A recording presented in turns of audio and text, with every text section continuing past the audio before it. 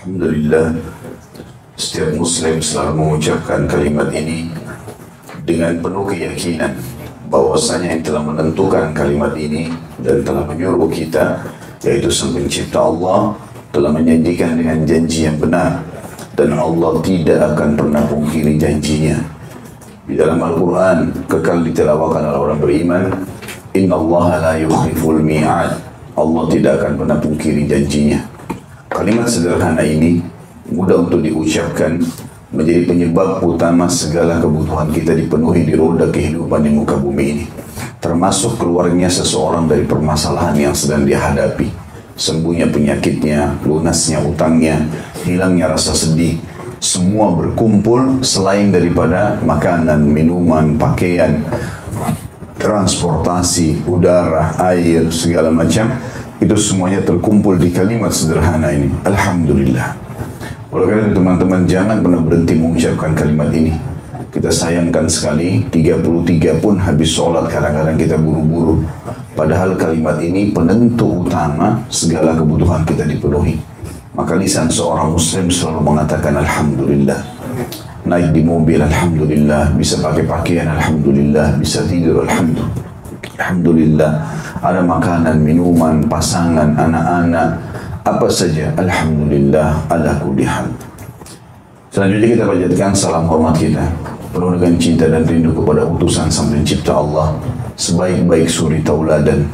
Semua yang mengikuti manusia terbaik ini pasti mendapatkan kesuksesan, kebahagiaan.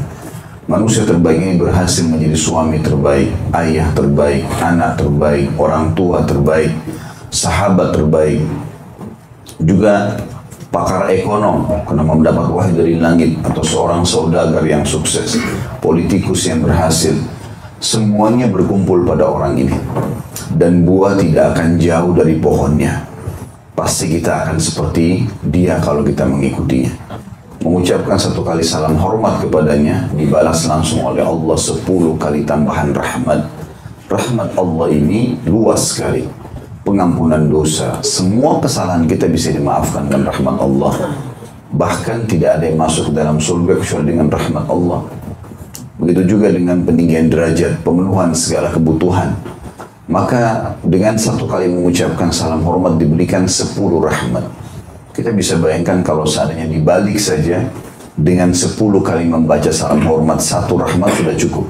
Bagaimana dengan 1 kali salam hormat kemudian dibalas 10 kali, 1 kali salam hormat dibalas dengan 10 kali rahmat? Maka sangat wajar kalau kita selalu mengucapkan salawat dan taslim kepada Nabi besar Muhammad sallallahu alaihi wasallam. Di waktu lowong, di mobil, tunggu lampu merah, antrian membayar di kasir, antrian lift, Allahumma salli ala Muhammad, Allahumma salli ala Muhammad. Ringkas saja dibaca, itu sudah cukup mengundang rahmatnya Allah yang luas. Lanjutkan bahasan sahih hadis qudsi, dan kita akan masuk pada pagi ini insyaAllah hadis ke-76 tentang judulnya keluarnya sebagian orang yang masuk neraka dari neraka. Setelah kita membahas panjang lebar pada pertemuan sebelumnya tentang bagaimana kemahakuasaan Allah dan kemahabesarannya, Dia akan menggenggam bumi dan juga menggulung langit pada hari kiamat. Dan itu sudah kita jelaskan panjang lebar tafsir surah Az-Zumar ayat 67 dan banyak hadis-hadis yang kita sudah sebutkan pada pertemuan sebelumnya. Dan yang terakhir kita bahas hadis nomor 75 adalah berbunyi seperti biasa. Saya kalau mau memulai ta'lim kita akan review sedikit apa yang kita pelajari terakhir. Adalah hadis Abdullah bin Umar radhiyallahu anhu, bahwasanya dia menceritakan Rasulullah SAW bersabda, Allah Azza wa Jalla, Allah yang maha suci dan maha pemurah, menggenggam langit dan bumi dengan kedua tangannya seraya berfirman, Akulah Allah. Dan Nabi SAW menggenggam jari-jarinya dan membukanya, menggenggam jari-jari dan membukanya, memberikan gambaran sebenarnya, bukan menggambarkan tangannya Allah, tapi akan seperti itu kurang lebih ya terjadi pada hari kiamat. Lalu Allah mengatakan, Akulah Raja, hingga aku melihat ke mimbar Mimbar itu bergerak dari sesuatu yang paling bawah darinya, sehingga aku sungguh mengatakan apakah mimbar itu akan jatuh karena Rasulullah Sallallahu Alaihi Wasallam. Dan hadits ini diriwayatkan oleh Imam Muslim, Ibnu Majah dan An-Nasai. Ya tentu ini sudah kita rincikan maksud-maksudnya ya. Bisa saja yang dimaksud adalah karena kuatnya genggaman tangan Nabi Sallallahu Alaihi Wasallam dan inginnya menggambarkan bagaimana dahsyatnya goncangan pada hari kiamat itu. Karena langit dan bumi semua di genggaman Allah, maka goncanglah mimbar beliau sampai seakan-akan mau jatuh. Kita tidak kembali lagi ke rincian masalah itu, tapi kita mereview saja hadis terakhir. Kita akan masuk sekarang ke bahasan hadis nomor 76. Dan hadis ini teman-teman sebuah kemuliaan yang luar biasa. Dan ini rahmatnya Allah yang sangat luas. Karena siapapun yang pernah menjadi muslim, syahadat asyhadu an la ilaha illallah wa anna Muhammad Rasulullah, walaupun dia dasarnya belum sempat melakukan ibadah-ibadah, asal dia tidak membatalkan syahadat itu, tidak kafir, tidak murtad, tidak membangkang terhadap hukum-hukum Allah. Mungkin dia belum sholat, tapi dia tidak mengatakan sholat itu tidak ada, misalnya pembangkangan. Kalimat syahadat ini bisa jadi penolong bagi dia hari kiamat, walaupun dia masuk neraka dulu, selama dia tidak sempat membatalkannya. Ya, pembatalannya dengan murtad, misalnya dia mengatakan a'udzubillah, saya keluar dari Islam misalnya, atau dia memang membatalkan dengan banyak hal-hal yang merupakan konsekuensi dari syahadat itu sendiri. Asyhadu an la ilaha illallah, kalimat la ilaha illallah, tidak boleh ada kesyirikan, tidak boleh bergantung kepada selain Allah. Ada bahasan tentang masalah kalimat tauhid ini ya. Wa anna Muhammad Rasulullah, tidak ada keraguan tentang risalah Nabi Muhammad SAW. Dia tahu halal haram, cuma mungkin dia masih malas berbuat ibadah. Maka akhirnya dia masuk ke dalam neraka, tapi dengan kalimat itu bisa membawa dia keluar dari neraka nantinya. Tentu target utama kita, saudaraku seiman, adalah tidak masuk neraka. Jangan masuk sama sekali. Kita masuk surga insya Allah. Dan masuk surga juga kalau perlu tanpa hisab. Karena masuk surga itu ada tanpa hisab, tanpa ditimbang lagi amalnya. Dan ada juga masuk surga dihisab dulu, ditimbang dulu amalnya, dilihat kalau amal baiknya bagus, lebih banyak daripada amal buruknya, baru dia lolos gitu kan. Tapi kita bisa tanpa hisab. Bagaimana caranya Ustaz? Ya antum banyak bertobat kepada Allah, berhenti dari kemaksiatan mumpung masih hidup. Saya sudah pernah bilang teman-teman, berkumpulnya kita di tempat seperti ini kita tidak programkan sebenarnya sebelumnya ya, kalaupun ada undangan, oh iya ada pengajian, tapi kalau Allah tidak mau, Bapak Ibu tidak akan datang ke sini. Sebagian ulama mengatakan kalau Allah mau ampuni kita, maka Allah akan mudahkan lisan kita beristighfar. Kalau Allah nggak mau, kita akan bisa ucapin. Banyak orang punya peluang mengucapkan istighfar, tapi dia tidak bisa. Sama dengan kalau Allah bangunkan kita di tengah malam, lalu kita bisa sholat, itu Allah sayang sama kita. Karena kata para ulama, yang paling pertama diangkat dari seorang hamba kalau dia bermaksiat, keinginannya untuk ibadah. Kalau itu tidak ada dalam diri kita, itu berarti banyak dosa yang mengganjal. Tidak maunya orang sholat, tidak maunya tutup aurat, tidak maunya sedekah, tidak maunya hadir majelis ilmu. Ini adalah disebabkan karena maksiat. Allah nggak akan kasih kepada orang maksiat. Tapi kalau Bapak Ibu dimudahkan oleh Allah, termasuk dari majelis ilmu seperti ini, termasuk mungkin akhirnya ya mengerjakan sholat berjamaah misalnya duhur, asar dan subuh tadi misalnya, atau mungkin meluangkan waktu sholat duha, atau mungkin sempat istighfar, atau mengamalkan ilmu yang didapatkan, semua itu berarti karunia Allah SWT. Allah ingin kebaikan buat kalau tidak nggak bisa. Jadi kita harus menyadari kalau memang dasarnya kalau Allah menginginkan kebaikan buat kita, maka berarti pasti Allah SWT akan mudahkan kita untuk melakukan kebaikan-kebaikan. Sebagaimana juga ada sebagian orang yang Allah inginkan kebaikan pada dia, sebaliknya. Kadang-kadang dia mau berbuat dosa, ada aja halangannya. Itu jangan disangka buruk ya. Misalnya orang sudah janjian mau berzina, ada aja halangannya. Tiba-tiba hujan, tiba-tiba mobilnya mogok, tiba-tiba tidak jadi. Itu kuasa Allah SWT. Justru Allah inginkan kebaikan. Allah ingin dia tidak terjerumus pada perbuatan itu. Nabi Yusuf alaihissalam pada saat diajak berzina, itu sudah dikejar dan di dalam kamar berdua. Bahkan Allah SWT mengatakan, laqad hamma bihi wa hamma biha. Sudah ada kecenderungan satu sama yang lain. Laula arra'a burhana rabbi. Kalau tidak, seandainya Yusuf melihat petunjuk Tuhannya, bisa terjerumus dia. Maka Allah SWT buat dia larikan diri. Walaupun dia juga ada keinginan, tapi dia coba melarikan, menghindar sana, menghindar sini. Sampai akhirnya berhasil, tidak terjadi pelanggaran tersebut. Ya. Maka teman-teman sekalian, termasuk karunia Allah SWT yang sangat besar adalah seseorang selamat dari perbuatan dosa dan juga bisa berbuat amal saleh. Karena ini nanti akan membawa kita pada surga. Resep untuk masuk surga tanpa hisab, memperbanyak taubat selama hidup. Taubat sudah selesai. Dan masa lalu teman-teman sudah selesai. Kejahatan apapun yang pernah kita lakukan, taubat kepada Allah SWT. Sudah jangan diulangi lagi. Ya minuman keras, ya zina, ya bohong, ya riba, berhentilah gitu. Sampai kapan tidak mau berhenti nih? Gitu ya. Harus berhenti. Dan cara untuk berhenti saya pernah katakan, baca ancamannya. Supaya Bapak Ibu tuh baca dengan ilmu. Misalnya masih terjerumus dalam riba, baca ancaman riba, ketik di Google, baca sendiri artikel. Wahyu itu bicara dengan hati. Oh ternyata berat begini ya. Lalu tinggalkan. Peringatan Allah sudah sampai. Gak ada yang susah kok. Asal kita mau. Memang ada prosesnya. Memang ada proses. Sekarang kita lapar. Gak mungkin kita bilang, ya Allah saya lapar, langsung tiba-tiba laparnya hilang. Sunnatullah, ada proses. Kita cari makanan dulu, kita punya dulu, diproses, diusus, barulah hilang laparnya gitu ya. Sama kita capek, prosesnya tidur dulu, duduk, istirahat, baru hilang. Gak spontanitas hilang. Sama dengan teman-teman meninggalkan kemaksiatan, ada proses, ada godaan. Ada segala macam, teringat kenangan-kenangannya, lawan. Memang harus begitu. Ya. Allah Subhanahu wa Ta'ala menginginkan kita kembali ke jalannya. Dan juga saya pernah bilang teman-teman, jangan pernah wariskan keburukan kita kepada anak-anak. Kalau kita pernah hamil di luar nikah, jangan juga anak perempuan kita begitu. Ya, ibu-ibu, bapak-bapak juga begitu.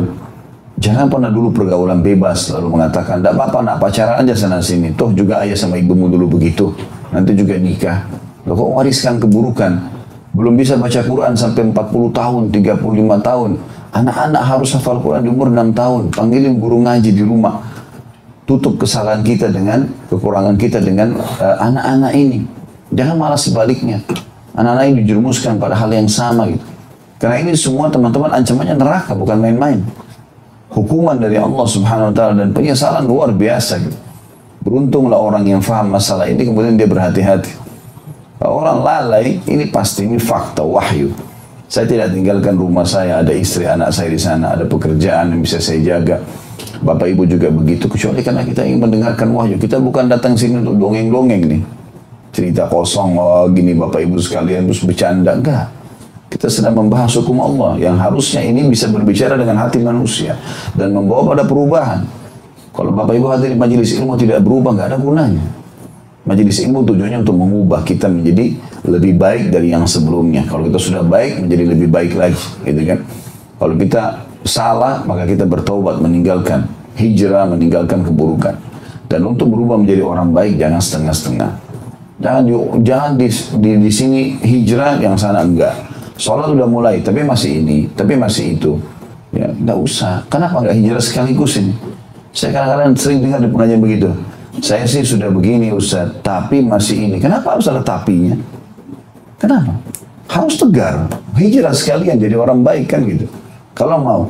Jadi sekaligus melebur di situ, sekaligus kita pelajari kebaikan itu, dan insya Allah dengan berjalannya waktu kita akan jauh lebih baik otomatis itu. Kalau masih ada yang kita buka sebagian pintu-pintu maazan, ini jadi sulit nanti. Gak maksimal. Bapak Ibu tidak akan rasakan nikmatnya iman. Nanti tidak bisa tersentuh dengan baca Al-Quran, hanya menangis. Tidak bisa ingat surga dan neraka. Tidak bisa mengingat alam barzakh. Kadang-kadang ada orang sudah mati hatinya.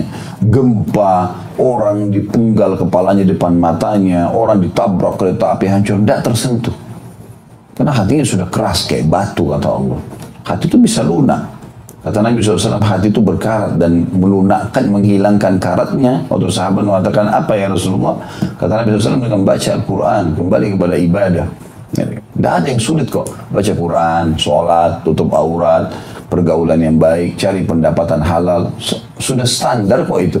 Tinggal mau atau tidak. Biar banyak teman-teman, tapi kalau haram berbahaya. pendapatan sebesar apapun kalau haram jangan disentuh, bahaya. Ancamannya neraka. Dan untuk apa? Kapasitas kita makan 1 piring, tidur kita 1 kali 2 meter, baju kita pakai 2 lembar, 3 lembar sudah kepanasan. Sepatu kita pakai 1, kalau kita pakai double sepatu diketawain orang. Ya. Itu loh kapasitas kita. Tidak usah berlebihan, gitu. Pernah ada seseorang ibu di Kelapa Gading nanya sama saya, Ustaz, saya kalau tidak cicil rumah dengan cara riba, kapan saya punya rumah? Saya balik tanya, ibu kalau nggak punya rumah di dunia kenapa? Dia terdiam. Coba, ibu kalau nggak punya rumah kenapa? Kalau harus kontrak dulu kenapa? Mulia, cari rezeki halal baru beli. Kenapa? Apa yang kurang gitu? Nggak ada sesuatu yang bermasalah sebenarnya. Kita yang punya persepsi salah. Oh, kalau saya tidak pakai mobil seperti ini nanti orang nilai apa saya? Siapa yang mau nilai gitu loh? Biasa aja. Oh, ini mobilnya ya? Iya, alhamdulillah. Mobil ini sudah sekian tahun membantu saya ke banyak perusahaan saya. Membuat harus sombong gitu kan? Akhirnya mengikuti keinginan, nggak selesai-selesai. Dan masalahnya setiap hari ini dicatat oleh malaikat dan ini ada hisab hari kiamat. Dan konsekuensinya neraka. Neraka itu abadi, tempat penyiksaan yang tidak bisa dibayangkan. Berat sekali. Kalau kita mau bahas masalah neraka ini panjang sekali teman-teman. Dan memang ada bahasan saya secara terinci. Bahkan kalau tidak salah per pasalnya itu saya bahas sampai 1 atau 2 jam. Itu di YouTube ada bahasan Rasulullah SAW cerita surga dan neraka. Bukunya kurang lebih seperti ini. Itu 30 sekian pasal masalah neraka. Makanannya, siksaannya, pakaiannya, macam-macam jenis-jenis siksaan yang ada di dalamnya itu. Jenis-jenis dosa yang membuat mereka dihukum. Dan itu abadi, penyesalan. Nggak bisa lagi, ya. Nggak bisa lagi diperbaikin kalau sudah meninggal. Mumpung pagi ini Allah hadirkan Bapak Ibu di sini, kupingnya dengar, hatinya bisa tersentuh, berubah. Kalau enggak, kapan lagi? Ya, kapan lagi mau hijrah ini gitu? Dan hijrah nggak boleh setengah-setengah, harus menjadi orang baik sekaligus. Tentu insya Allah orang yang ada iman dalam hatinya bisa memahami masalah ini ya. Teman-teman sekalian, masuk surga tanpa hisab adalah sebuah karunia yang besar sekali. Banyak caranya, diantaranya tobat banyak dari dosa-dosa, sibukkan diri dengan amal saleh. Ya. Tentu tidak cukup taubat ya, tinggalkan zina selesai, enggak. Segera masuk di majelis ilmu, pelajari, ganti zina itu dengan nikah. Ya. Dulu kita tidak sholat, sekarang kita sholat. Dulu kita pelit, sekarang kita dermawan, dan seterusnya. Ubah kepada yang baik. Kemudian juga masuk dalamnya orang yang mati syahid. Karena Nabi SAW mengatakan orang mati syahid diampuni semua dosanya, kecuali utangnya. Ya. Berarti ini juga menyebabkan nanti timbangan amalnya sedikit atau bahkan bisa tidak ada kecuali utang itu saja. Ya. Kemudian juga dalam hadis, kalau saya tidak salah hadis ini berbunyi, orang yang meninggal mati syahid di lautan diampuni dosanya walaupun utangnya. Kalau di air lebih besar lagi pahalanya. Gitu ya. Ini juga ada bab-bab sendiri dalam bab jihad ya. Seperti juga hadis Nabi SAW, orang yang terbunuh di antara kalian oleh ahli kitab, Yahudi atau Nasrani, dia dapat double pahala. Kalau kita dibunuh orang-orang Hindu, orang Buddha dalam medan perang, itu beda pahalanya dengan kalau ahli kitab. Kalau Yahudi atau Nasrani, kayak teman-teman kita di Palestina. Kenapa? Karena mereka tahu kita benar. Mereka tahu ini agama prophetis, agama samawiyah ini. Tapi mereka bunuh kita dalam kebenaran. Kalau orang Hindu, Buddha tidak faham masalah itu. Tapi kalau orang-orang Nasrani, Yahudi tahu benar tentang berani Islam ini. Bahkan Allah Subhanahu wa taala menjelaskan tentang orang Yahudi, ya'rifunahu kama ya'rifuna abna'ahum. Mereka mengenal Nabi SAW sebagaimana mereka mengenal anak-anak mereka. Cirinya dirincikan semua dalam Taurat dan Injil. Kemudian juga masuk dalamnya adalah orang yang banyak cobaan. Jadi kalau teman-teman merasa, kenapa ya saya dari cobaan ke cobaan lagi? Itu karunia dari Allah. Hadapin saja. Ada banyak kaidahnya. Di antaranya hadis Nabi SAW, Allah tidak akan menguji seorang hamba di atas kemampuannya, di atas kapasitasnya. Kalau Allah datangkan cobaan, berarti kita mampu laluin itu. Dan dengan cobaan itu seperti kita dapat jalan pintas, teman-teman. Ada derajat di surga, kita harus jangkau dengan 100 tahun sholat malam, 100 tahun bakti sama orang tua, 100 tahun segala macam. Kita nggak mampu sampai di situ, karena umur kita Allah tentukan misalnya 60-70 tahun. Belum dilewatin masa kanak-kanak 15 tahun. Belum kelalaian-kelalaian. Allah datangkan penyakit 10 tahun. Toh dengan penyakit itu bisa makan tetap, bisa jalan tetap. Tapi ini penyakit kayak pengontrol buat dia. Saya pernah ketemu sama satu orang sudah sangat tua gitu. mungkin 80-an umurnya, terus dia bilang, Ustaz saya ini kena diabetes dan saya begini dan begitu. Tapi subhanallah saya lihat orangnya jalan, orangnya pakai baju datang di pengajian. Cuma ada batasan makanan yang tidak boleh, ada obat yang dia minum. Sederhana kok. Tapi kalau dia sabar dengan itu, ada derajat di surga yang dia bisa dapatkan. Gitu kan? Mungkin pasangannya meninggal, mungkin anaknya meninggal, mungkin hartanya bangkrut, usahanya. Cobaan Allah SWT datangkan macam-macam. Tidak ada orang tidak dicoba, teman-teman. Sebaik apapun kita di muka bumi ini, tetap ada saja orang yang tidak suka sama kita. Tetap ada yang gibah. Siapa di sini yang tidak pernah digibah, teman-teman? Tidak pernah digunjing. Siapa di antara kita tidak pernah difitnah? Siapa di antara kita yang tidak pernah ditipu oleh orang lain? Cobaan itu ada datang. Tapi cobaan ini seperti jalan pintas untuk mendapat derajat tinggi di surga itu. Dengan 10 tahun sakit tadi, dengan beberapa orang tidak bayar utang, dengan begini. Kalau kita tahu hari kiamat, oh ternyata balasannya ini ya, udah biarin aja kalau gitu orang utang semuanya. Gitu kan. Biarin aja dia mau tipu saya, dia mau bicara, terserah. Oh ternyata balasannya ini gitu kan. Sekarang kita disuruh jalan misalnya oleh pemilik perusahaan kita. Jalannya dari sini ke sana, jalan kaki. Kita nggak tahu apa yang dijanjikan di sana. Hanya jalan kaki misalnya dia mau tes. Coba jalan kaki menuju ke kantor. Begitu dia ke kantor, kita ternyata patuh, kita pakai baju segala macam yang diperintahkan sama dia. Lalu kita jalan. Tiba-tiba dikasih jabatan yang tinggi. Lalu kita mengatakan, kalau saya tahu ini balasannya, misal, nggak apa-apa tiap hari saya jalan kaki. Oh tiba-tiba dari staf biasa jadi manajer misalnya. Hanya dengan jalan kaki, contoh. Misal, seperti itu sederhana sebenarnya. Allah datangkan cobaan dan kita masih bisa laluin. Terbukti orang-orang bisa laluin. Bahkan ada orang subhanallah stroke di atas ranjang masih disuapin oleh orang lain. Allah masih datangkan orang mengurus dia. Suapin dia, urusin dia, masih ada uang bisa bayar rumah sakit. Banyak solusinya gitu kan. Cobaan ini teman-teman, selain daripada meninggikan derajat juga meringkas umur kita di ketaatan. Kalau lagi ada cobaan kita lagi sakit, teman ajak ke diskotik, nggak mau pergi. Oh, lagi demam nih, lagi meriang. Nah, sebenarnya lagi diringkas, jadi ada berapa hari pada saat dia sakit gak tercatat dosa itu. Orang banyak gak berpikir itu sebenarnya. Allah sedang sayang sama dia. Dengan adanya cobaan tersebut, dia lagi stres misalnya, maka tidak ada pikiran untuk berbuat dosa. Susah, sumpek gitu. Bapak Ibu kalau merasakan sumpek, sedih, nggak ada obatnya sederhana. Wudu, sholat taubat 2 rakaat, nangis sama Allah. Ya Allah bantu saya. Coba habis salam 2 rakaat saja, pelong rasanya hati itu. Gak ada solusi lain. Bapak Ibu pergi ke diskotik lagi, minum khamr lagi, bicara sama pelacur lagi, tambah masalah itu. Karena seperti api dilempar lagi dengan bensin. Kita butuh air, gitu. Bukan bensin, tambah jadi ini. Gitu. Banyak orang tidak paham masalah itu.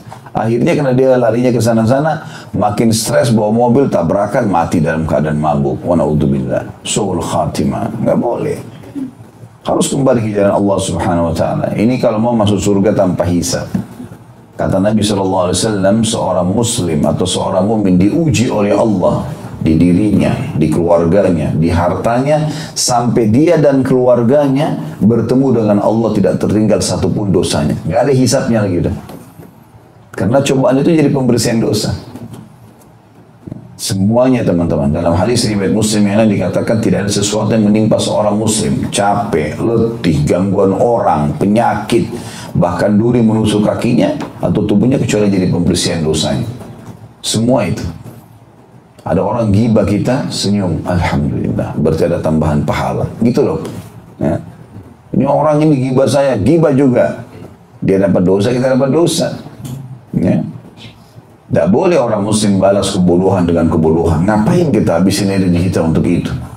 Orang fitnah kita, orang cari aib kita, biarin aja sudah dengan alamnya. Kalau kita yakin ada Allah, tidak usah khawatir. Allah punya cara membalikkan keadaan semua. Apa kata Nabi SAW dalam sebuah hadis yang sahih? Ini wahyu. Dan ini sudah dari 1400 tahun yang lalu. Jadi kaidah orang-orang beriman dan berhasil. Sudah terbukti sampai hari kiamat nanti. Kata Nabi SAW, siapa yang berbuat satu perbuatan yang membuat manusia ridho, tapi itu mengundang murkahnya Allah, maka Allah akan balik keadaan, membuat manusia-manusia tersebut akan membencinya. Tinggal tunggu waktunya saja. Dia atur manipulasi, dia mencuri, dia segala macam, itu Allah benci. Tapi dia buat teman-temannya ridho, dibagi-bagi segala macam. Nanti akan terjadi perkelahian, pertengkaran, pembunuhan di antara mereka. Terjadi hal-hal yang tidak sangka. Allah balik, manusia tidak akan suka sama dia. Sebaliknya, kata Nabi SAW, siapa yang berbuat perbuatan yang membuat Allah ridho dan manusia tidak mau, banyak manusia tidak suka dengan perbuatan, tapi itu perbuatan yang Allah perintahkan, boleh. Maka Allah balik manusia itu menyukai dia. Allah punya cara nanti. Kita nggak ada waktu untuk mengurus semua fitnahnya orang, syubhatnya orang. Udah, sebenarnya itu peringatan-peringatan datang dari Allah supaya kita benahi diri. Coba pakai resep ini teman-teman. Wudu, sholat taubat, minta sama Allah istighfar, mohon ampun. Bersih itu nanti dengan caranya Allah. Kita daripada habisin ini itu ikhtiar boleh, tetapi jangan lupa. Ini peringatan dari Allah. Ini loh, masalahmu di sini sebenarnya. Kalau lagi ada masalah dalam dirimu nih, tobat sama saya perbaikin semua yang lain. Saya pernah kasih contoh teman-teman. Kadang-kadang kita butuh sekali duit. Tiba-tiba dalam kondisi kita lagi cari duit sana sini, ada keluarga yang hubungin. Tolong bantu saya begini dan begitu. Sadar nggak teman-teman? Itu sebenarnya Allah yang mengutus dia. Kau mau dapat yang di sana, utangmu lunas, ini bantu. Sekarang kita malah terbalik. Ini orang nggak tahu diri nih. Kita udah butuh duit, dia minta lagi. Gimana Allah mau kasih coba? Hah? Ini bantu, Allah uji kadang-kadang cuma butuh 1 juta. Kita lagi butuh 100 juta. Ini dikasih, itu lolos. Allah punya cara. Allah punya cara. Caranya luar biasa, tidak masuk di akal gitu kadang-kadang ya.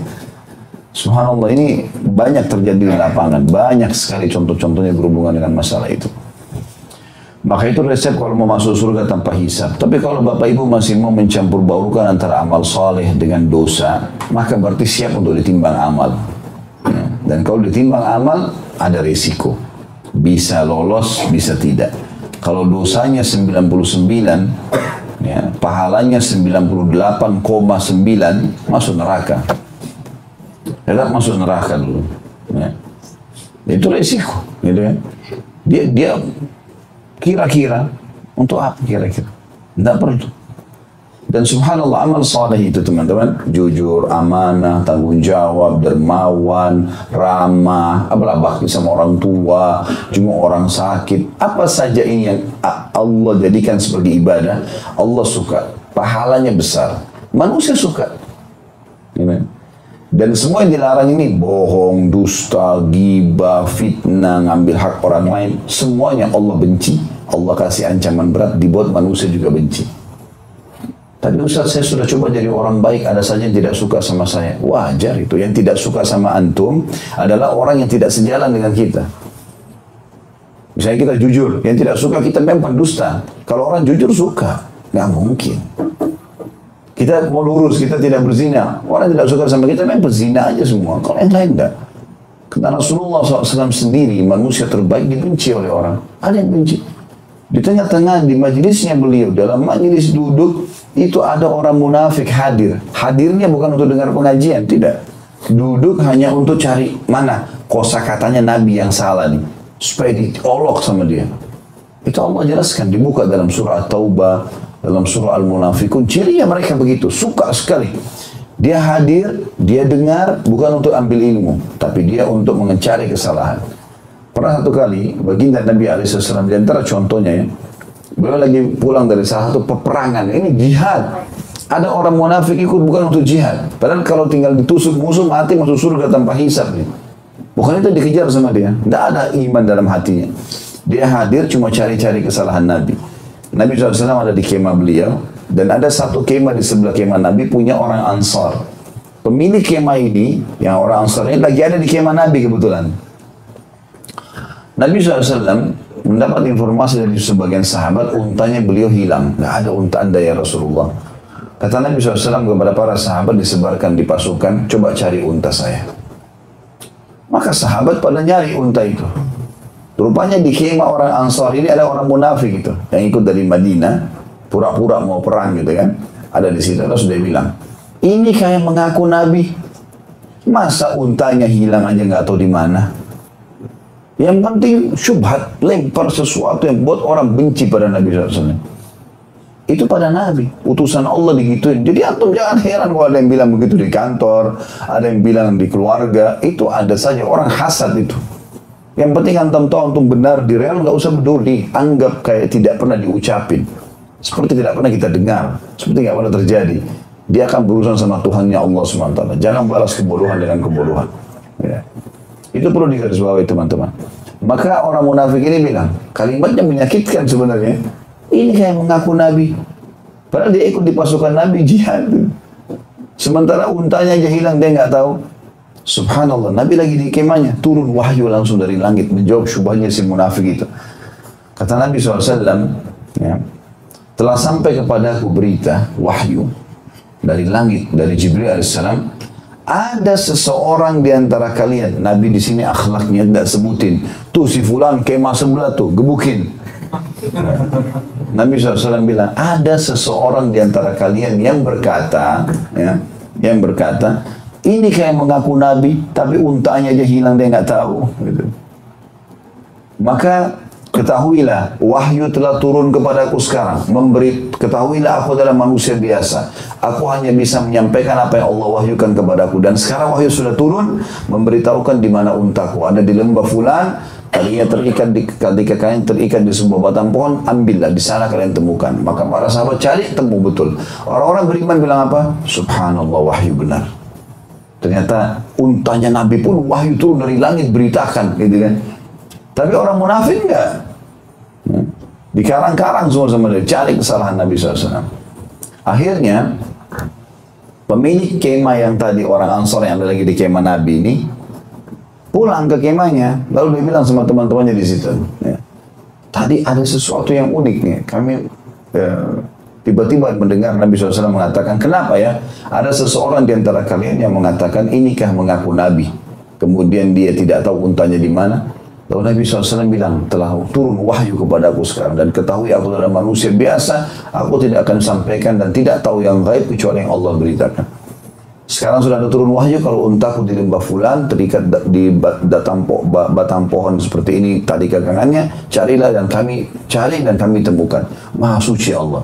Teman-temannya ada di kemah yang orang-orang beriman bilang, apakah kau tahu siapa yang Nabi maksudkan? Kata dia, tidak, ini orangnya. Ada di situ orang munafik yang ngomong, ini yang ngomong tadi nih. Maka pemilik kemah marah, digebukin, diusir dari kemahnya. Tapi subhanallah, Nabi hafal Quran, semua Quran pasti dihafal oleh Nabi SAW. Terima wahyu dari langit, diampuni dosanya yang lalu dan akan datang, manusia terbaik, pemimpin anak Adam hari kiamat, orang yang pertama masuk surga. Keutamaan Nabi SAW banyak sekali.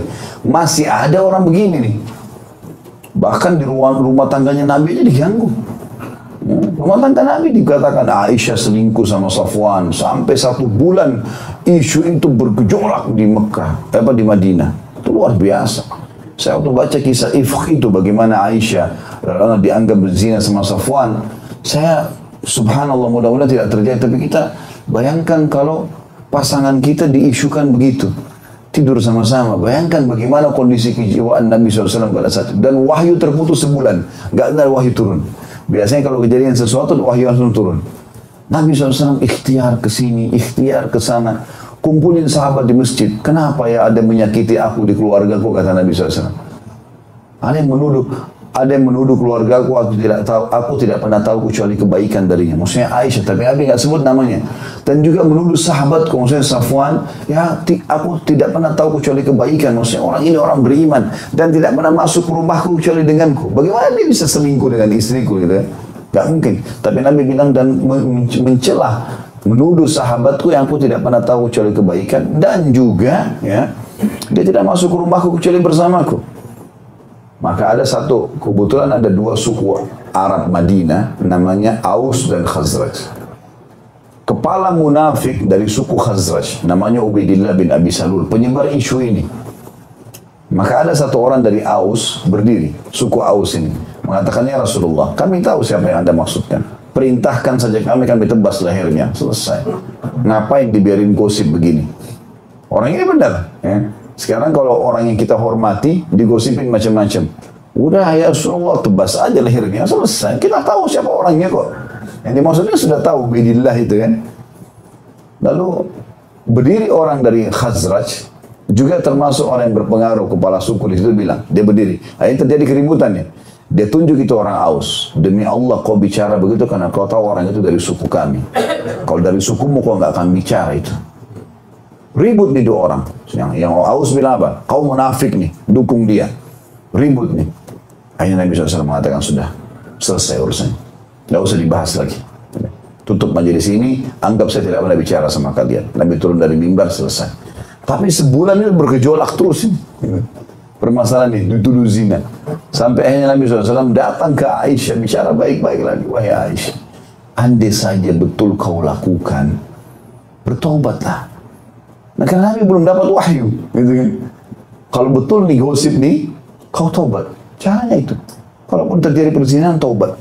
Kalau kau tidak lakukan, yakin Allah akan turunkan wahyu membelamu. Aisyah bilang, saya selama 10 hari atau 2 pekan, belum tidak bisa makan, tidak bisa minum, karena gosip ini. 2 minggu pertama tidak tahu ini, kalau ada gosip ini. 2 minggu kedua baru tahu gitu kan. Jadi selama sebulan wahyu terputus. Maka beliau bilang, saya sampai tertidur di atas ranjang, tulang-tulang saya seperti lunak semua. Udah luar biasa gosip ini. Malunya keluar di jalan Madinah bagaimana nih? Istri Nabi dianggap selingkuh walaupun tidak benar gitu kan.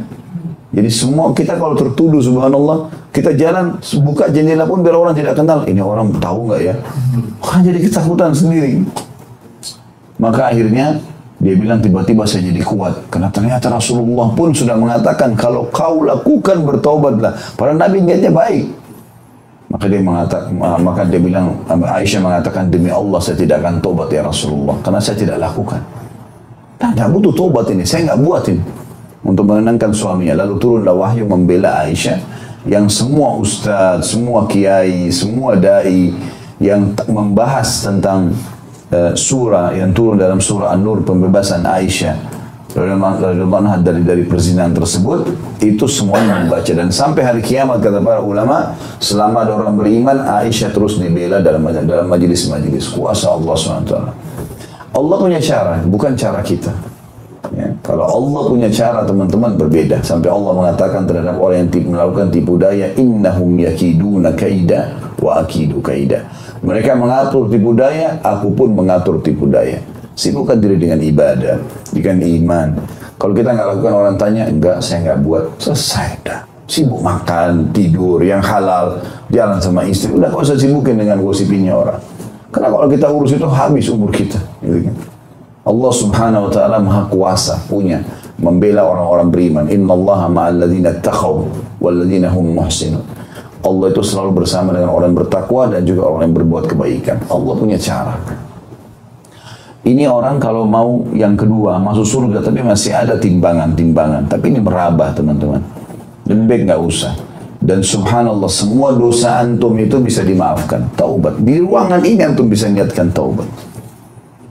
Imam Nawawi mengatakan syaratnya 3. Meninggalkan dosa itu seketika. Udah saya berazam sekarang tinggalkan. Selesai. Konsekuensinya apa saya nggak mau tahu. Allah haramkan saya nggak mau buat. Selesai. Mau godaannya bagaimana? Enggak. Titik. Harus lawan. Nggak boleh lemah ini. Dan ini bahasa-bahasa mengatakan syaitannya kuat nih. Itu sendiri dari syaitan. Nggak boleh bilang syaitan kuat dari mana? Memang cekik kita. Memang menjelma jadi makhluk besar, tarik tangan kita. Kalau tidak zina, saya injak lehermu. Nggak ada kok. Cuma bisikin, ayo buat itu. Nggak, saya nggak mau. Selesai. A'udzubillahi minasyaitonirrajim. Dia malah dibakar oleh malaikat. Panah-panah api. Ar-rajim artinya terajam. Kalau kita baca isti'adzah. Kalau masalah godaan, baca 2-3 kali. Insya Allah 5-6 kali selesai kok. Godaannya itu nggak berat sebenarnya. Ringan. Dan mudah sekali. Sama dengan bab ilmu ibadah. Ringan. Asal mau saja. Mulai aja dulu. Azan ke masjid. Berat. Tetap pergi sudah saya mau ke masjid. Pulang nanti imannya bertambah. Syaitan kalau mau berhentiin kita ke masjid lagi setelahnya, dia butuh kekuatan lebih cepat. Saya pernah kasih contoh. Kita ini sama syaitan teman-teman seperti orang lomba lari. Ya. Kalau kita masih belum mulai, masih di garis start, syaitan ini di sebelah kita selalu bilang, kau nggak kuat, kau nggak mampu, kau nggak gini, supaya kita down. Karena kita belum lari, belum coba. Maka syaitan kalau kita stuck di tempat itu, dia terus godain kita supaya kita tidak melakukan kebaikan. Atau malah kita tidak percaya diri atau ada orang masuk masjid tidak percaya diri. Apa masalahnya masuk masjid sholat, berbaur sama kaum mukminin, gitu ya. Tapi seperti itu syaitan goda. Tapi kalau Bapak Ibu sudah mulai lari, syaitan untuk menggoda kita, dia harus lari juga, minimal kecepatannya seperti kita. Kalau dia mau kalahin kita, dia harus lebih cepat. Nah, di sini mulai dulu ke masjid, mulai dulu. Kita kalau mulai itu seperti orang sudah mulai lari, syaitannya kelabakan juga tuh. Mulai dulu teman-teman. Mulai dan terus tinggal istiqomah, lari aja terus, syaitan nggak bisa dah. Nanti kerepotan. Makanya orang kalau sudah beriman, ibadahnya sudah bagus, syaitan godain apapun, syaitan a'udzubillahi minasyaitonir rajim. Nggak bisa, dia nggak, basicnya ada, tapi nggak bisa lagi mempengaruhi dia. Itu yang kedua tentang masuk surga, tapi dengan timbangan. Dan ini kita sarankan jangan, dan taubat nasuh.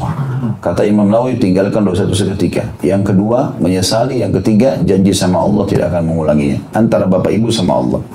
Tidak perlu pamer sama orang. Antara kita sama Allah, berbicara dengan Tuhan kita sendiri. Kita punya doa, kita punya zikir, ya, kita punya sholat.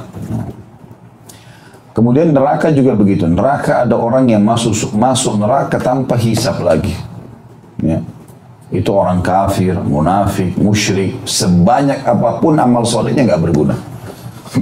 Nggak berguna. Mau dia bakti sama orang tuanya kah, mau dia sedekah banyak kah, selama dia meninggal dalam keadaan kafir nggak berguna. Dalam sebuah riwayat kata Nabi SAW, Allah memudahkan kematian orang-orang kafir. Nah, orang-orang kafir untuk menghabiskan kebaikan-kebaikannya di dunia.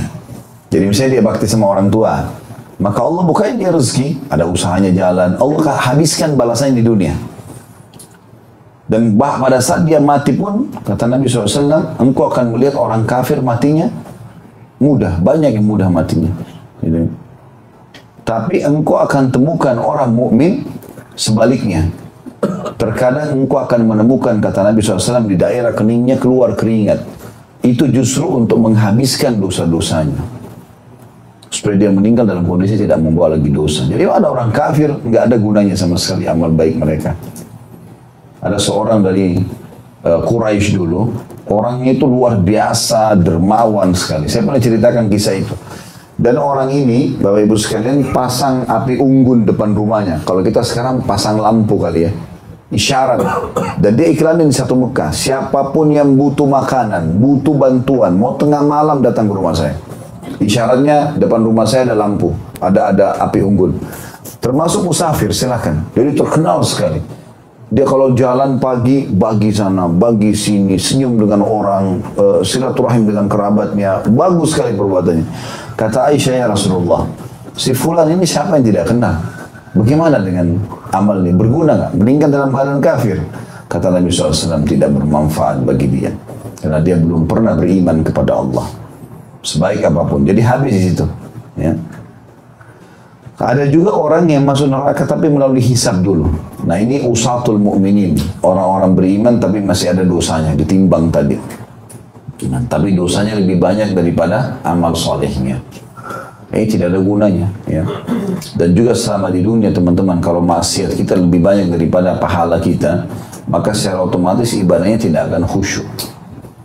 Kalau Bapak Ibu ada yang sholat tidak khusyuk, masih sering menghayal, istighfar kepada Allah. Pengaruh dosa semua itu. Pengaruh dosa.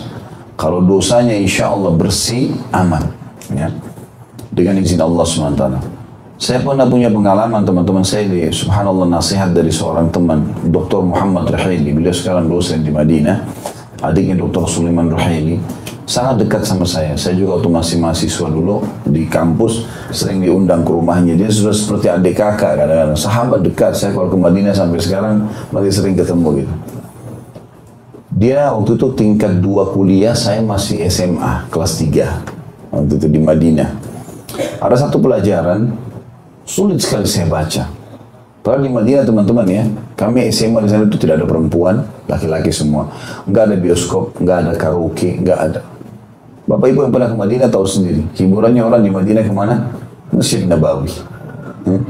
Pergi ke masjid, masuk mall, musik nggak ada, perempuan semua tutup aurat. Pernah nggak dengar musik di Mekah sama Madinah? Di pasarnya? Nggak ada, sama sekali.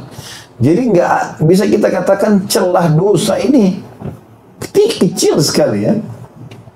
Itu subhanallah, saya mau baca pelajaran ini dari pulang sekolah, besok mau ujian. Kok saya baca dari ba'da duhur, asar belum paham.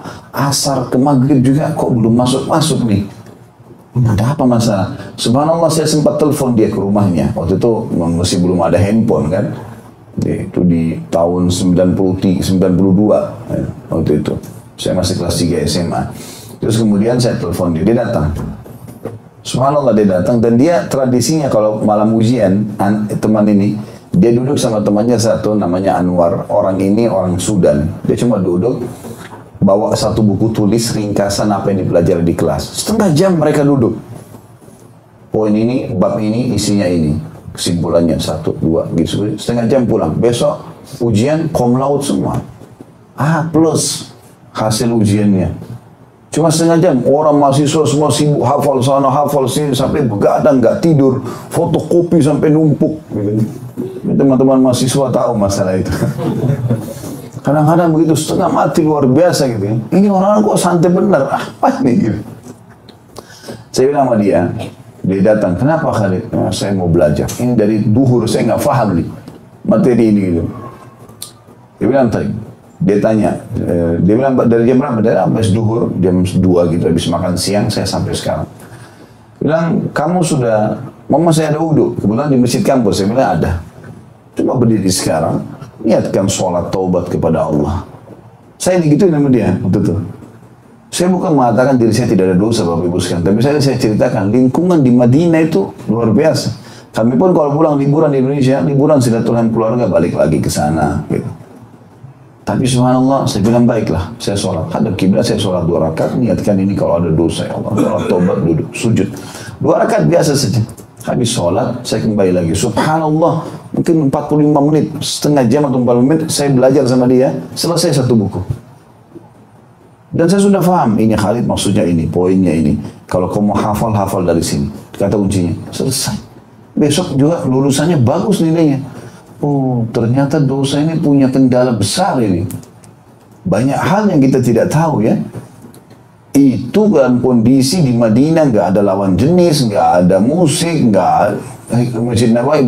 Tahu kalau SMA-nya di Indonesia ini. Allahu a'lam. Bersebelahan duduk sama lawan jenis, janjian bisa keluar, nggak pakai hijab, wah banyak sekali masalah. Ini jangan lagi dipelintir ya. Saya cuma berbagi. Karena kadang-kadang ada saja potongan ceramah, nah ini hina Indonesia nih. La haula wa la quwata illa billah. Bukan begitu maksudnya ya. Jadi ada orang subhanallah masuk neraka tapi dia hisab dulu. Nah ini berat juga. Seperti mirip dengan orang yang masuk surga tapi bisa dihisab ya. Cuma dia lebih banyak amal solehnya. Ini kalau masuk neraka dihisab tapi dosanya lebih banyak. Dan kita teman-teman tidak boleh menganggap remeh satu dosa. Karena dosa itu walaupun kecil menurut kita, tapi mungkin besar bobotnya di sisi Allah. Kita nggak pernah tahu. Kata Nabi SAW, kita pernah bahas hadis itu kalau nggak salah. Ada orang masuk neraka gara-gara pernah berkorban untuk patung berhala seekor lalat. Kalau masih ingat hadisnya begitu, kata Nabi SAW, ada dua orang yang melewati satu kaum. Kaum itu lagi nyembah-nyembah berhala. Dan setiap ada orang lewat di kampung itu, di negeri itu, pasti disuruh kasih sesembahan buat patung. Maka yang satu disuruh kasih sesembahan, maka dia pun kasih. Yang satunya, dia bilang saya tidak punya apa-apa. Maka yang satunya disuruh disuruh kasih sembahan, dia tidak mau. Nggak boleh, ini syirik kepada Allah. Maka dibunuh dia. Mati syahid masuk surga lah dia. Karena dibunuh oleh orang-orang itu, dipaksa buat syirik, dia nggak mau. Orang yang kedua kena ketakutan, lalu dikatakan oleh kaum, ajukan sesuatu, berikan. Dia bilang saya nggak punya harta. Kata orang-orang kampung itu, berikan patung kami walaupun hanya seekor lalat. Dicari sama dia lalat, lalu kemudian ditangkap, dikasih ke patung itu. Ini diloloskan dia, misalnya diniatkan. Begitu dia jalan meninggal dunia, masuk neraka. Karena sempat berbuat kesyirikan. Memberikan sesajen pada patung. Nggak boleh. Orang menyembelih untuk Allah subhanahu wa ta'ala. Bagikan kepada kerabat, orang miskin. Ada hukum syariatnya. Tapi seperti itu. Jadi kadang-kadang teman-teman dosa kita nggak tahu. Dari mana kita tahu? Kita lihat yang haram dosanya sudah 10 tahun. Allahu a'lam. Kita bersihkan. Ulama merincikan itu dari hadis-hadis berhubungan dengan keutamaan, misalnya puasa hari Arafah.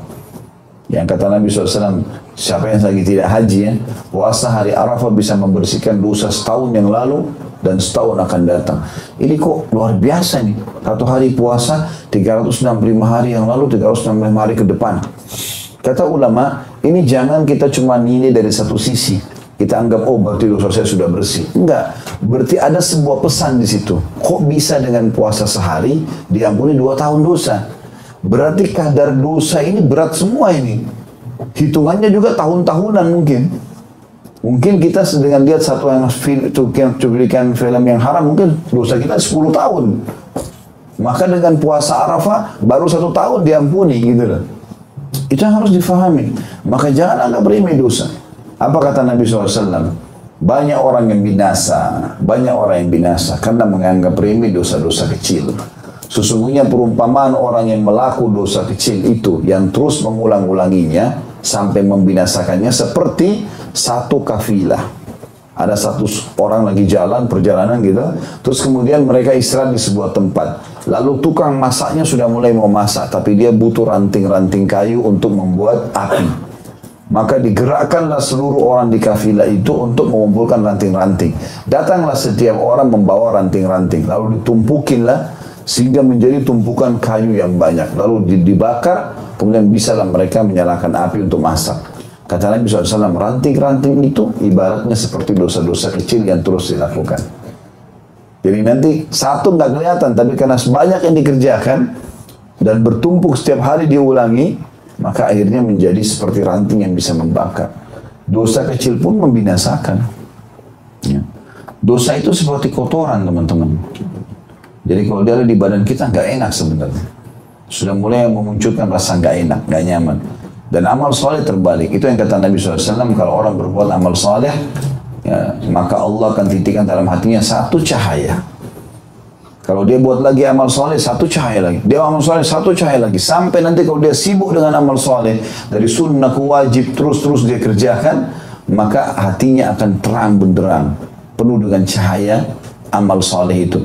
Dan kalau sudah mencahayai dirinya, ya hatinya dan dirinya, maka dia bisa memberikan cahaya itu kepada orang lain. Artinya kalau dia pun menasehatin, dia meluruskan, dia apa saja berjalan sama orang, semuanya bisa berefek pada orang-orang itu. Dan sebaliknya kalau orang berbuat dosa, Allah titikkan dalam hatinya satu titik hitam. Kalau dia tobat dibersihkan. Kalau dia buat lagi dosa, satu titik lagi. Ada orang terus buat dosa, diulang-ulangin, tidak berhenti-berhenti, sampai hatinya menjadi hitam kelam. Bahkan bisa lebih keras daripada batu. Ini yang tadi dibilang. Kalau saya bilang tadi, kalau seandainya ada orang yang hatinya sudah keras, teman-teman, banyak dosanya, biar orang dipenggal depan matanya, biar orang kena tsunami, gempa, ketawa-ketawa aja dia. Nggak ada bekasnya. Padahal itu peringatan dari Allah. Kadang-kadang kita orang beriman dengar guntur saja sudah ketakutan. Ya. Mungkin kita lihat petir. Mungkin kita ada orang subhanallah, ada jemaah saya umroh sama saya tuh tawaf nangis terus. Saya tanya, Pak, kenapa Bapak nangis? Dia tidak ngerti bahasa Arab. Saya pikir mungkin kalau dia dengar doanya orang di sebelah mungkin dia bisa ini enggak tahu Ustaz. Saya tiba-tiba lihat Ka'bah ini tersentuh nangis. Itu tanda keimanan kalau saya melihatnya. Secara teori agama kami itu tanda keimanan. Allah Subhanahu wa taala lunakkan hatinya mudah tersentuh.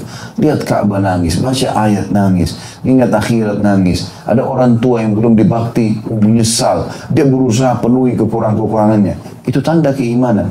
Termasuk taufiknya Allah Subhanahu wa taala adalah dimudahkan kita beramal saleh. Ya, seperti yang saya jelaskan tadi. Baik, kita akan jelaskan sekarang hadis ini. Semoga Allah selamatkan kita dari neraka ini.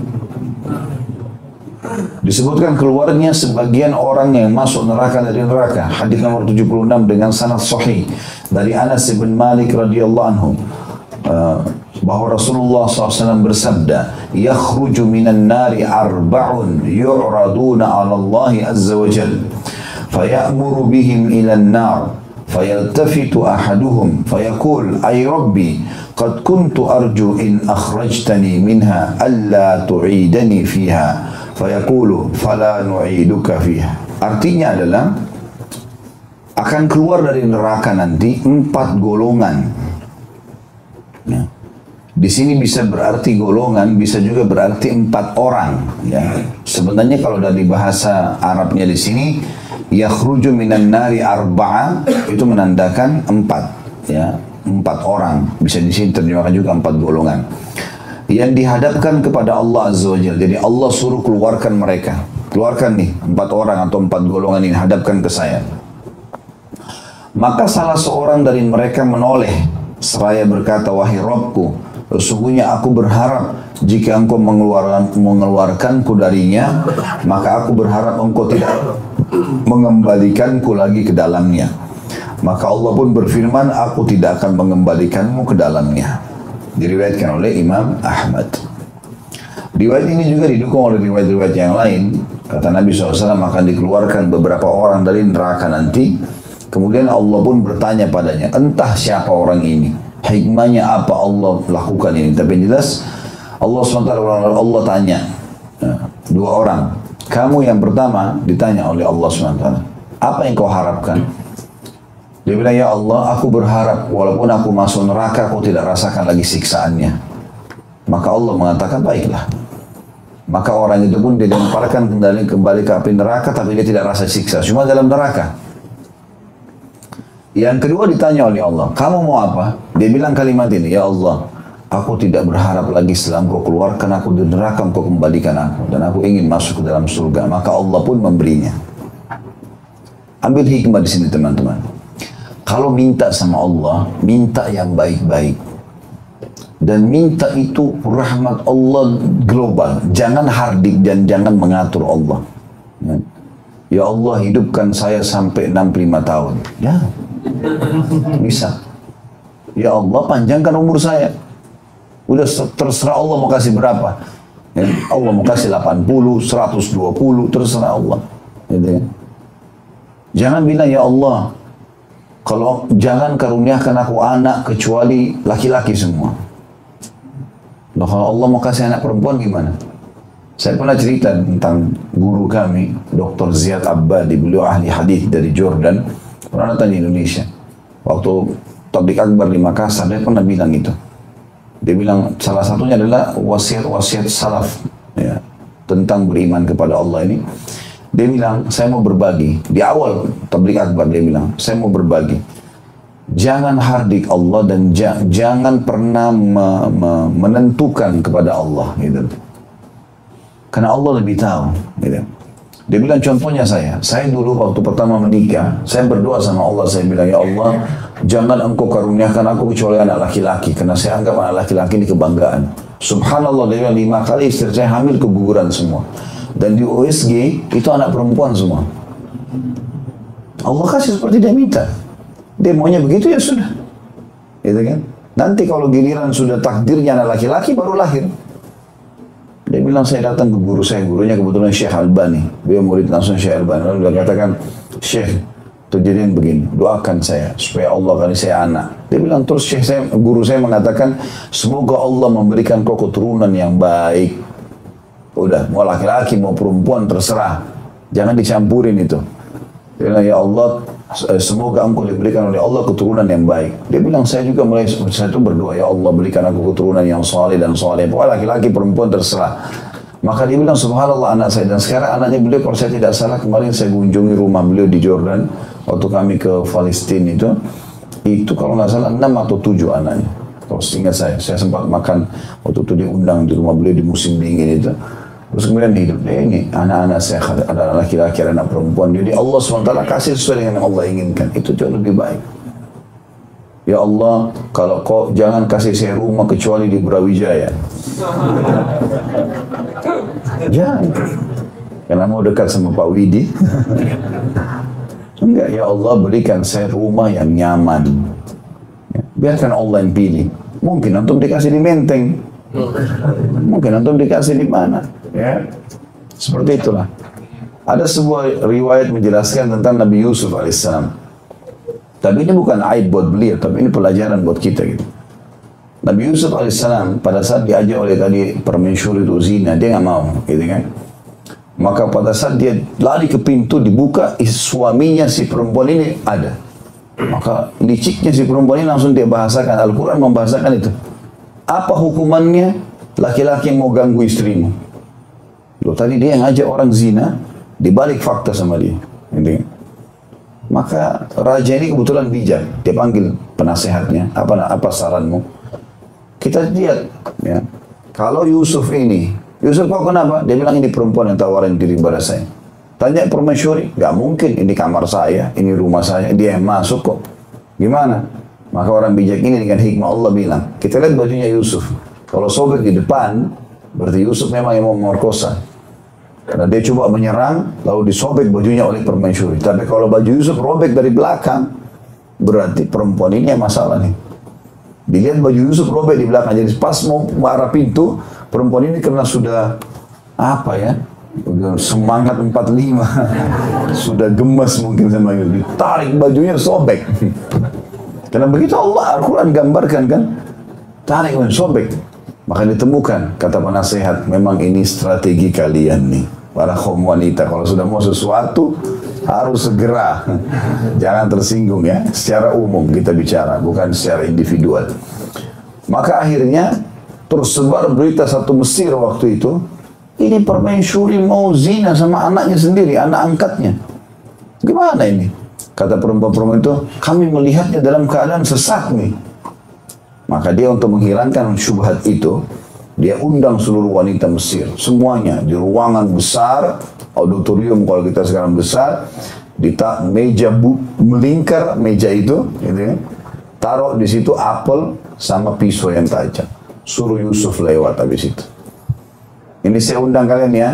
Ya, sebentar lagi ada yang saya mau lihatkan di belakang kemudian Yusuf masuk. Al-Quran menceritakan Yusuf masuk. Begitu Yusuf masuk, perempuan-perempuan ini lagi pegang pisau sama apel. Salah potong, bukan potong apel tapi potong tangan. Bapak-bapak sini sama saya, kita biar lewat depannya ibu-ibu, mana pernah ada orang potong tangan. Mustahil itu. Mungkin orang kundah minumnya barangkali. Ini lupa mana tangan mana apel. Nggak mungkin. Dan Al-Quran menceritakan, mereka serentak mengatakan ini bukan manusia, ini malaikat. Nabi Muhammad SAW sendiri untuk ketemu sama Yusuf di langit. Ya. Kalau salah Yusuf itu ditemui di langit ketiga atau langit keempat. Kalau Nabi SAW untuk sedang mi'raj ke langit. Nabi sendiri Nabi mengatakan, betul-betul Yusuf diberikan sepertiga kegagahan dunia. Tidak ada orang lihat kecuali tertarik. Saking tampannya. Allahu a'lam bagaimana udah. Tapi semua bapak-bapak sini terima berita gembira. Kata Nabi SAW, siapa yang masuk surga, ya, wujudnya tingginya seperti Adam, 60 siku ke langit. Wajahnya seperti Yusuf. Dan hatinya seperti Ayub. Ayub alaihissalam sabar, nggak pernah marah, nggak pernah hardik, nggak pernah apa-apa. Baik terus, orang jahat sama dia disenyumin. Maka yang jelek-jelek nggak usah khawatir. Aman, cuma selama di dunia itu. Walaupun jelek, Allah datangkan orang yang suka kejelekan itu, tidak apa-apa. Nanti ada orang yang mau jadi istri. Yang jelas Yusuf alaihissalam waktu itu, waktu sudah lewat, orang semua pada potong tangannya nih. Semuanya dalam Al-Quran diceritakan, semua wanita itu entah berapa jumlahnya potong tangan semua. Mereka mengatakan, hasya lillah, ma hadza illa malakun karim. Ini luar biasa, ini bukan manusia ini.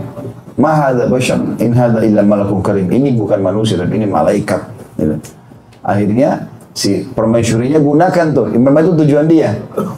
Fadzalikunna alladzi lumtunnani fi. Itulah yang kalian salahkan saya. Kalian baru lihat sekali sudah potong tangan. Saya tiap hari lihat orang. Mana coba godaannya? Baru lihat sekali potong tangan. Saya tiap hari lihat anak ini. Gimana saya tidak tergoda? Kalau dia tidak mau buat apa yang saya suruh, bayangkan dia masih kejar. Kalau dia tidak mau buat apa yang saya suruh, maka saya penjarakan dia. Jadi tetap harus zina sama saya nih. Di depan masa nih, diiklanin luar biasa. Al-Quran menggambarkan. Coba teman-teman kembali ke surah Yusuf, baca itu. Maka akhirnya Yusuf mengatakan, waktu dikasih pilihan, zina atau penjara. Karena ibu permaisurinya bilang, kalau dia tidak mau buat apa yang saya lakukan, berarti dia harus zina. Kalau nggak mau masuk penjara, berarti pilihannya cuma zina atau penjara. Yusuf bilang waktu itu, wahai Tuhanku, penjara lebih aku sukai. Daripada zina, ya penjara aja, gitu kan. Maka Yusuf alaihissalam masuk penjara. Sekian tahun di penjara, lama, gitu kan. Khilaf di antara ahli sejarah tentang masalah berapa tahunnya, gitu kan. Banyak riwayat. Yang jelas, sekian lama di penjara. Satu kali Jibril alaihissalam datang lalu berkata, Yusuf tanya, hai Jibril, kenapa Allah biarkan saya lama di penjara ini? Kata Jibril, yang minta penjara siapa? Karena yang minta penjara kamu. Kamu kan bilang penjara lebih saya sukai. Mestinya jangan minta itu. Yang baik kamu minta. Minta misalnya apalah ya. Terus tadi Allah misalnya, ya Allah selamatkan saya dari fitnahnya perempuan-perempuan ini. Berikan saya kedudukan. Itulah. Ya. Nabi Sulaiman alaihissalam sebaliknya. Nabi Sulaiman pernah lagi main-main sama kuda-kudanya, gitu kan, kuda-kuda kerajaan, sampai lupa sholat asar. Dalam hadis Bukhari begitu. Jadi sampai terbenam matahari, baru dia ingat, oh ternyata, ya, apa namanya, ini kurang ini, ini belum sholat asar. Maka sebagai balasannya, ya, disembeli kuda-kuda itu di jalan Allah. Diberikanlah, ya, makanan-makanan kepada orang-orang gitu loh. Jadi ini yang membuat saya lalai, maka diselesaikan sama dia. Udah nggak ada lagi main-main kuda mulai hari ini. Gara-gara saya lupa sholat gitu. Tapi apa kata Sulaiman alaihissalam waktu itu, kalimatnya apa? Ya Allah, karuniakanlah aku. Dengan cara dia tadi bertobat ini karena salah ini, dia bilang karuniakan aku kerajaan tidak layak untuk orang sebelumku dan sesudahku. Jadi teman-teman, biar kita punya banyak dosa sebelumnya, jangan burukkan diri kita. Ya Allah, sekarang saya tobat, luaskan rezekiku, panjangkan umurku, berikan aku keturunan. Jangan bilang, ya Allah sebagai pembersihan dosaku, sengsarakan saja saya. Susahkan hidup saya. Ya. Biarin sebagai pembersihan dosa. Allah memberikan sesuatu dengan kata permintaan. Orderan antum apa ini? Orang yang baik. Jadi orang minta jodoh, ya Allah karuniakan saya jodoh yang baik, yang saleh. Udah, siapa yang datang itu urusan Allah.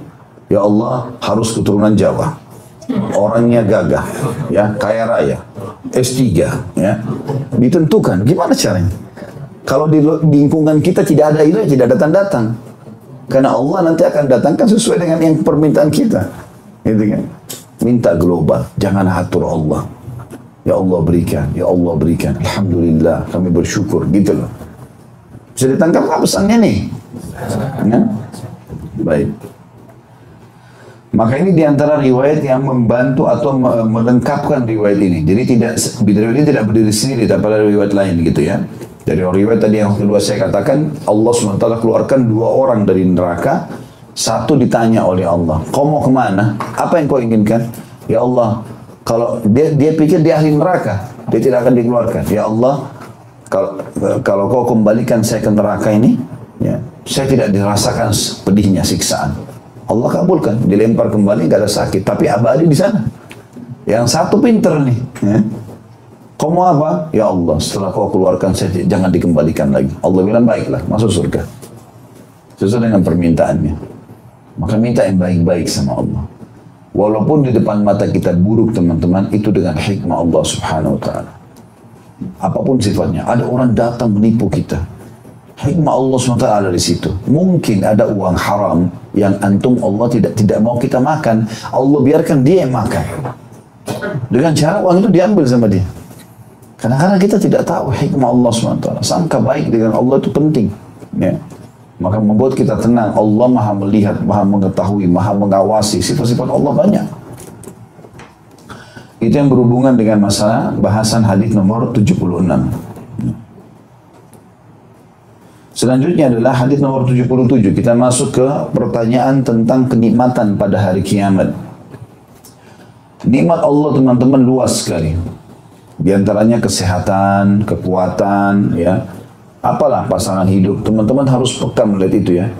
Bisanya kita menggerakkan jari-jari ini, mengangkat gelas untuk minum. Bisanya kita ngobrol sama orang, bisanya kita melihat sesuatu, bisa kita mendengar. Ini nikmatnya Allah luar biasa gitu.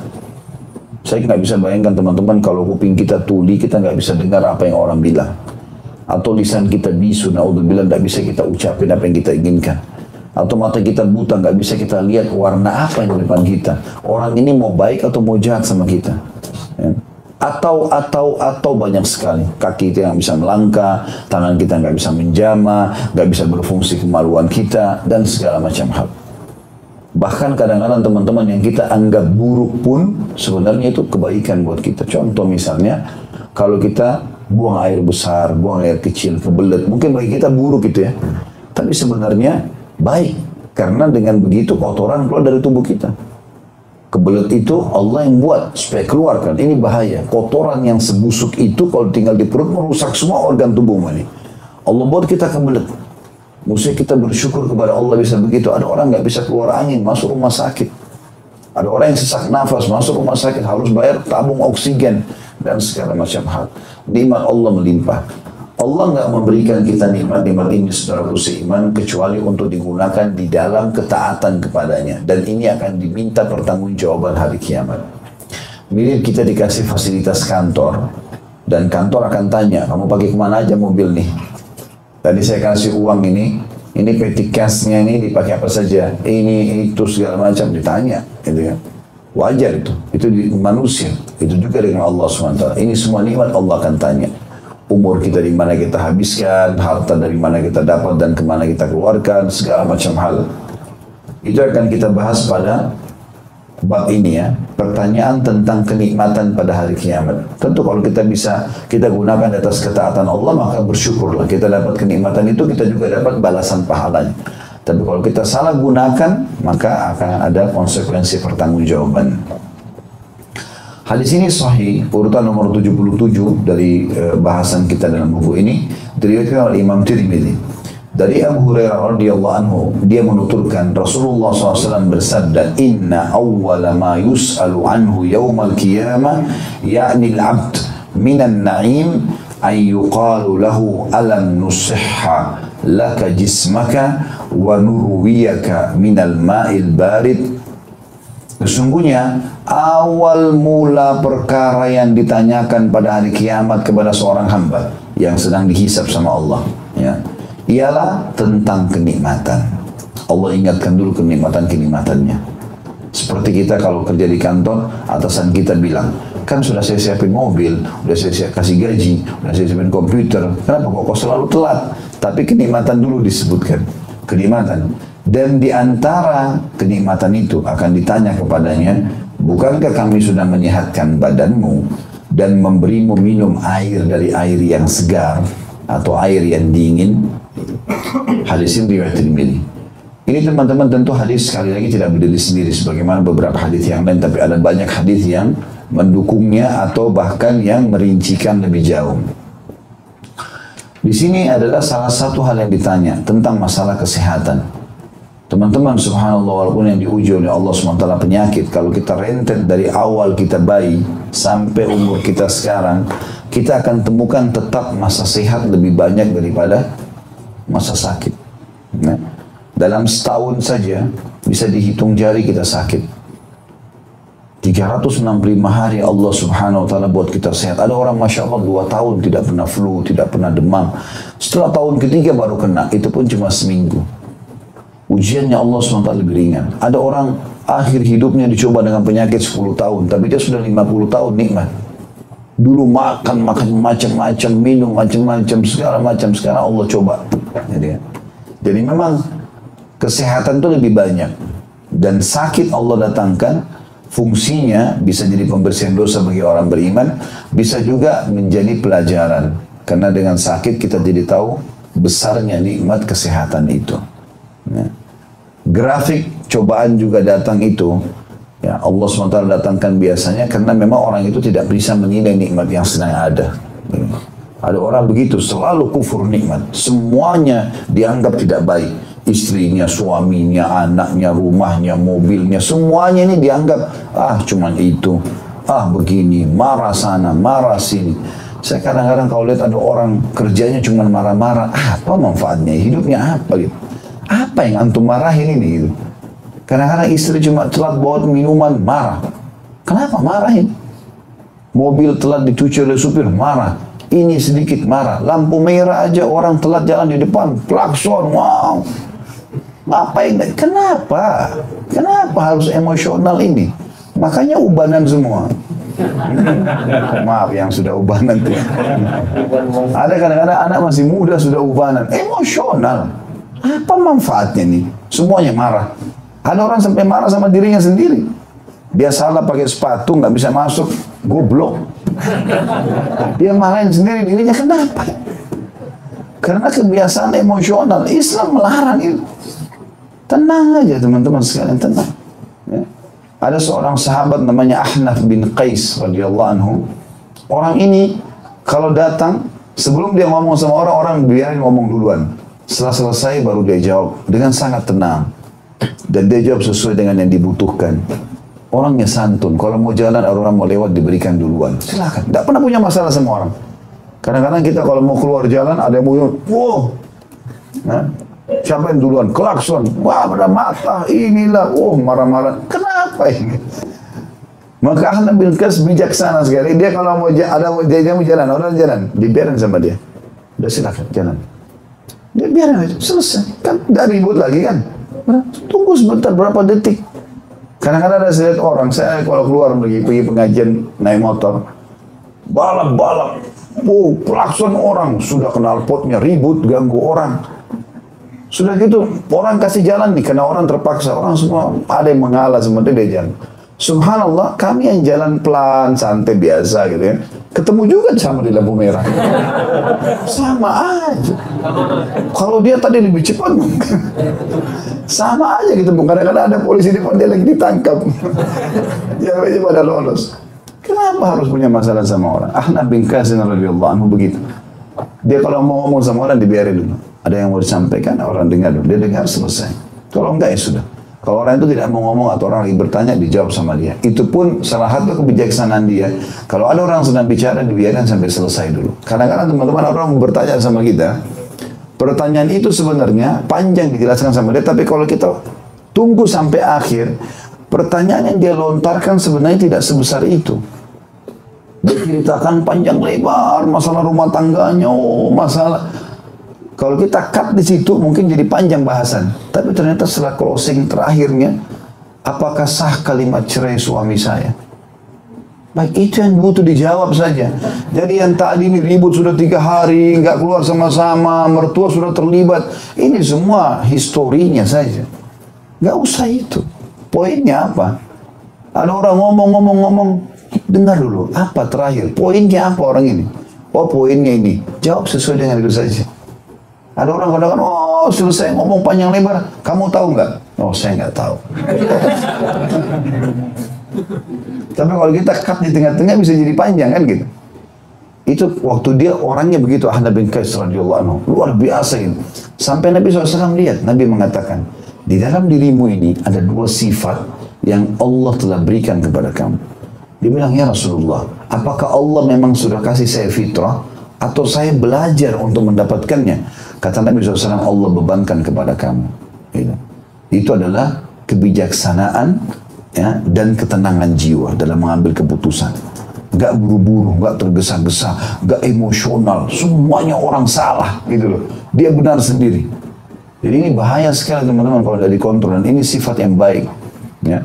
Bahkan kata Nabi SAW dalam sebuah hadis dihasankan oleh para ulama, al-anatu minar rahman wal-ajalatu minas syaitan. Al-anat itu apa? Kedewasaan, kebijaksanaan, ya, tenang dalam mengambil keputusan itu dari Allah.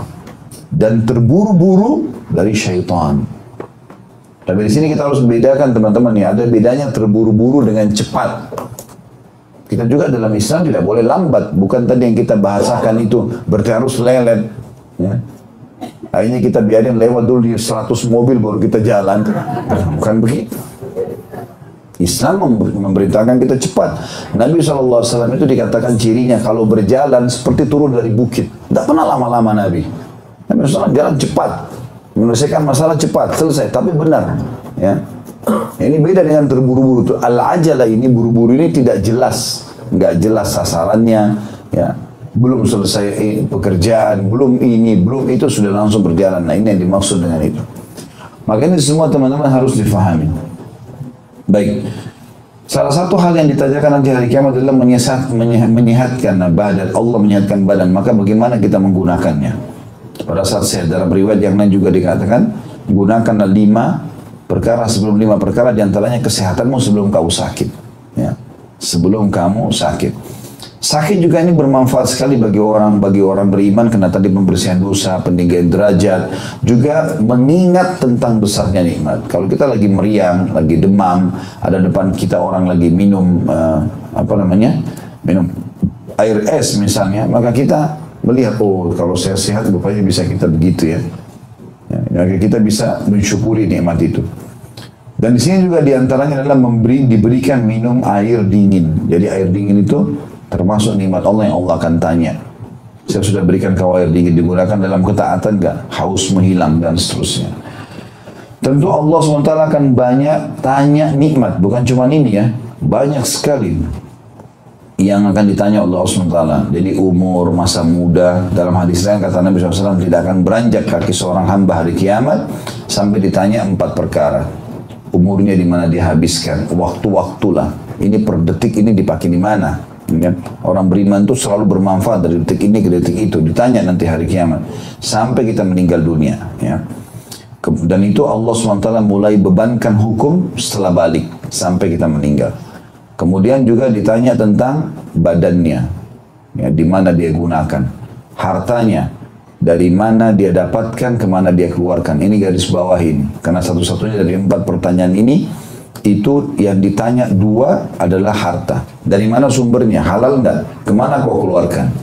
Ada orang sumbernya haram, keluarkan juga haram. Hasil curian dipakai berzina. Makanya ini paling berat. Ada orang sumbernya halal, tapi dikeluarkan haram. Dia kerja benar halal, tapi dipakai kepada perzinahan juga. Atau misalnya foya-foya dan seterusnya, atau mabuk-mabukan. Makanya juga tidak boleh. Ada juga orang sumbernya haram, dikeluarkan ke halal. Ini juga tidak boleh. Hasil curian diumrohin orang tuanya, nggak bisa. Itu menambah dosa. Dalam sebuah hadis lain dikatakan, ya siapa yang menghajikan atau mengumrohkan orang dari harta haram, maka itu hanya akan menambah. Setiap doanya orang itu pun kalau didoakan di sana akan menambah masalah buat dia. Karena itu uang haram, nggak bisa. Ya, jadi itu tidak boleh. Maka ini semua akan ditanya hari kiamat nanti. Dari mana sumbernya, kemana kau keluarkan? Makanya Nabi SAW mengatakan ni'ma malus salih fi yadi abdis salih. Yang paling baik dalam masalah harta adalah sumbernya bagus berada di tangan orang soleh. Sumbernya soleh berada di tangan orang soleh. Karena dia hanya tahu uang ini dikeluarin mana nih, manfaatnya apa? Ini lunasin utang orang, sedekah, ya bangun masjid. Pokoknya semua kebaikan atau kebutuhan dia yang mendasar, maka tidak ada sesuatu yang haram. Dia jaga sumbernya, dia juga jaga pengeluarannya. Gitu ya. Begitu juga dengan masa muda, ya akan ditanya Allah SWT sebelum masa tua, karena ada energi ekstra yang Allah berikan di masa muda itu. Maka ini juga masuk dalam bahasan ini tentunya. Allahu a'lam. Ini bahasan kita teman-teman sekalian. Oleh karena itu di poin ini harus memperbanyak syukur kepada Allah Subhanahu Wa Taala. Bagaimana kita ya menilai semua nikmat Allah SWT. Bisanya kita ngobrol sama istri, sama suami, bisanya kita mengenakan pakaian, bisanya semua hal-hal yang kecil, menghirup udara, melihat, menangkap cahaya di mata, mendengar suara di kuping. Semua ini teman-teman sekalian adalah nikmat Allah yang besar. Tugas kita gunakan di atas ketaatan Allah dan bersyukur. Itu saja. Jangan dipakai dalam kemaksiatan kepada Allah Subhanahu wa ta'ala. Ini bahasan kita 2 bab ini insyaAllah, dan pertemuan akan datang kita akan bahas peringatan terhadap orang yang meremehkan untuk beramal demi akhirat. Itu nanti insyaAllah pertemuan akan datang. Mudah-mudahan bermanfaat insyaAllah, dan semoga seluruh amal yang pernah kita kerjakan, yang sedang kita kerjakan dan akan kita kerjakan sampai menjelang ajal datang nanti diterima dengan pahala yang sempurna. Dan semoga seluruh dosa tidak terkecuali yang pernah kita lakukan sengaja tidak sengaja, kecil ataupun besar, samar ataupun nyata, semua diganti oleh Allah dengan kemahamurahnya menjadi pahala. Begitu juga kedua orang tua kita dan seluruh muslimin dan muslimat yang hidup dan juga sudah meninggal. Ya Allah, jadikan Indonesia sebagai negara yang aman, tentram, damai. Seluruh umat Islam di bawah naungan ukhuwah Islamiyah, diangkat perselisihan di antara mereka dalam hal ibadah, mereka kembali pada Al-Quran dan Sunnah. Dan semoga Allah mengaruniakan kita pemimpin Muslim yang adil, yang kembali pada Al-Quran dan Sunnah, dan memberikan hak seluruh masyarakat Indonesia, Muslim ataupun non-Muslim. Dan semoga saja Allah melunasi utang negara ini dengan semudah-mudahnya dan membukakan rezeki dari seluruh penjuruhnya. Dan semoga Indonesia menjadi contoh bagi negara-negara yang lain. Tidak pernah lupa kita doakan saudara kita di Palestina, di Syria, di Yaman, di Irak, di Myanmar, di Ahsa, dimanapun mereka berada yang sedang tertindas. Semoga Allah ikhlaskan niat mereka, terima para syuhada mereka, mudahkan Islam di tangan mereka dan tangan kita semua. Dan semoga Allah ikut sertakan kita bersama mereka di pahala, baik dengan doa, dengan harta, juga dengan jiwa kita. Dan tidak lupa juga semoga Allah menolong saudara kita di Lombok, di Palu, dan di beberapa tempat yang sedang Allah uji. Semoga Allah terima para syuhada mereka, dan Allah kembalikan seluruh yang mereka butuhkan dari harta mereka yang sudah hilang, kerabat mereka juga yang sudah meninggal. Dan semoga juga Allah ikut sertakan kita bersama mereka di pahala, baik dengan jiwa kita atau dengan pertolongan badan kita, harta, juga doa kita. Dan terakhir, semoga Allah menyatukan kita semua di surga Firdausnya tanpa hisab. Mari satukan kita dalam majlis ilmu yang mulia ini. Wassallallahu nabiyana Muhammadin walhamdulillahi rabbil alamin. Subhanakallahumma bihamdika asyhadu an la ilaha illa anta astaghfiruka wa atubu ilaik. Wassalamualaikum warahmatullahi wabarakatuh.